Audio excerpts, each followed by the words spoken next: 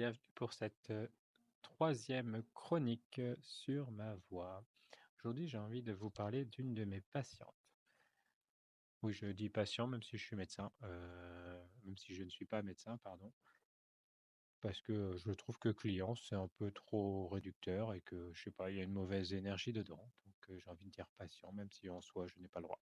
Tant pis.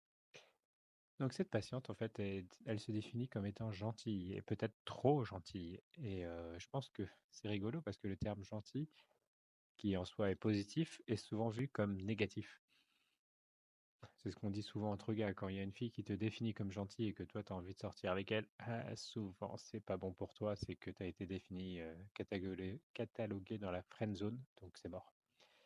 Et donc, du coup, dans ce terme de gentil, je lui disais que c'est bien d'être gentil, mais le problème du gentil, souvent, c'est qu'il ne définit pas bien ses limites et qu'il ne dit jamais non.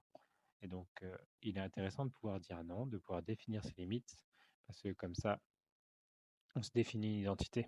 Et l'identité du gentil, souvent, elle n'est pas très bien définie. Donc, n'hésitez pas à définir les limites, n'hésitez pas à dire non et à dire ce que vous aimez ou pas. Ça sera le plus intéressant pour les gens et ils vous aimeront quand même. C'est ça qui est bien. Bonne journée!